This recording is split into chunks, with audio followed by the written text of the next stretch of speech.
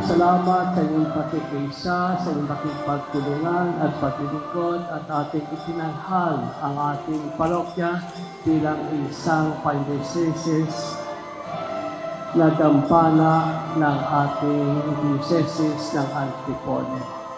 Ito po ay isang malaking pagpapala na may kakambal na mabigat na pananagutan.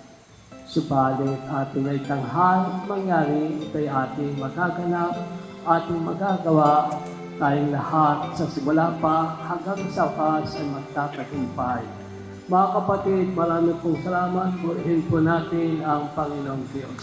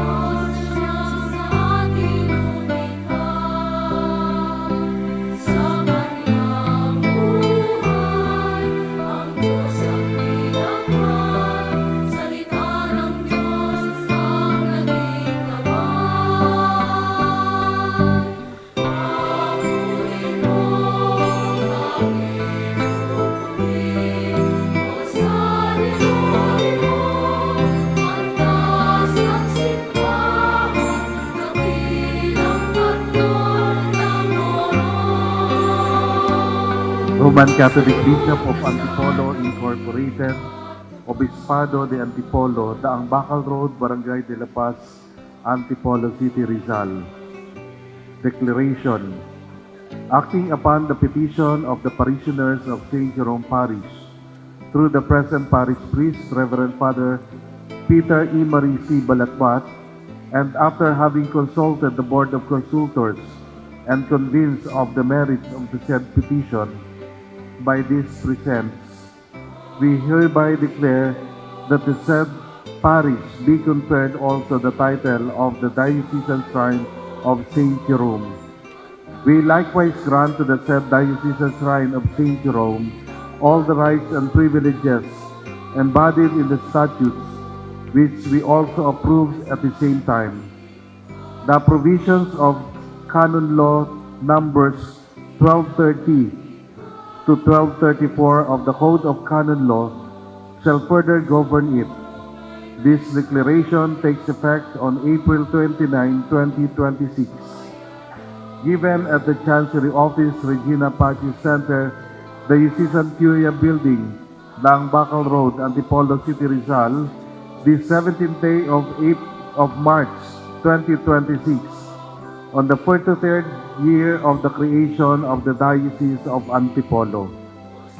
Signed, Roberto Cruz Santos, D.D., Bishop of Antipolo, attested by yours truly as the Chancellor.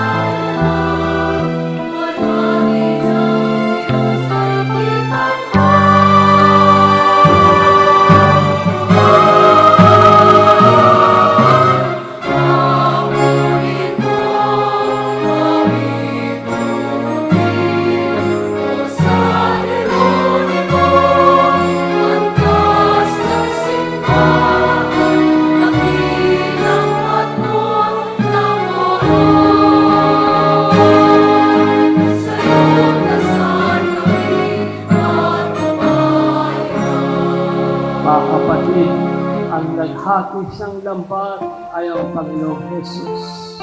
Ang lambat ay kanyang kaharian.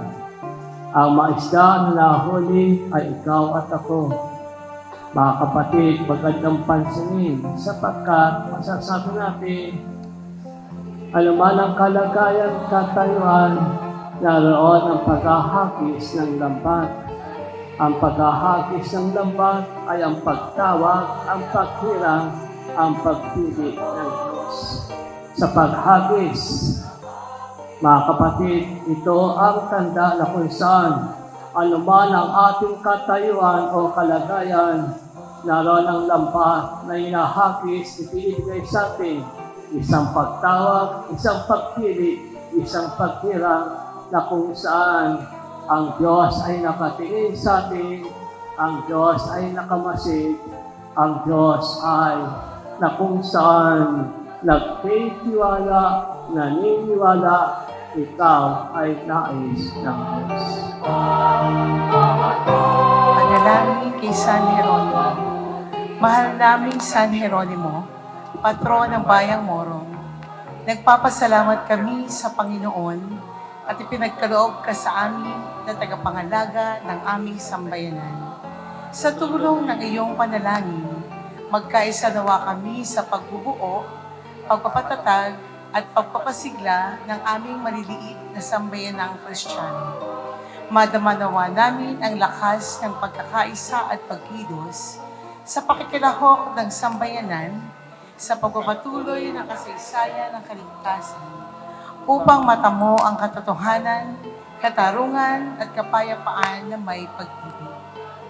Ikaw, O San Jeronimo, ang nagwika. Ang hindi nakakikilala sa Biblia ay hindi nakakikilala kay Kristo. Magsumikap nawa kami na patuloy na kilalanin ng Diyos sa tulong ng banal na kasulatan. Maglingkod sa kapwa ng may kababaang loob, walang pagtatangi at walang hinihintay na kapalit o gantimpala. Kaisa ng mga panalangin ng mahal na Birheng Maria, tulungan mo kaming patuloy na tumugon at tapat na gumanap sa tunay na mensahe ng mabuting balita. Sa ikalawalhati ng Ama, Anak at Banal na Espiritu, naghahari Diyos, magpasuwalang hanggan. Siya nawa, Ampunin mo kami at kupkupin. O San Jeronimo, patron namin. Catholic Bishop Conference of the Philippines, Episcopal Commission on the Pastoral Care of Migrants and Itinerant People, Association of Catholic Shrines and Pilgrimages of the Philippines. The certificate of membership is given to the Diocesan Shrine and Parish of St. Jerome, Morong Rizal, in accordance with fulfilling the requirements for enrollment in Article 1, Section 5 of the 2011 Constitution and bylaws of the Association. By this, the Shrine is entrusted to establish its Shrine Ministry for pilgrims as endorsed by Pope Francis' Apostolic Letter, Sanctuarium in Ecclesia, to uphold the laws and ideals of the Association, to regularly attend its assembly, to provide for dues for its programs, to be actively involved as dynamic sources of continuing evangelization. Given this 29th day of April in the year of our Lord 2026, on the occasion of the solemn declaration of St. Jerome Parish, Morong Rizal, as a diocesan shrine. Signed, Brother Kendrick Ivan B. Panganiban, ACSP Lay Secretary and Research Committee Chairman. Signed, Reverend Father Jonathan T. Cadiz, ACSP Pre-Secretary and Membership Committee Chairman. Signed by yours truly, ACSP President. Signed, Socrates C. Mesiona, MSPDD, Chairman, CBCP Episcopal Commission on Migrants and Itinerant People.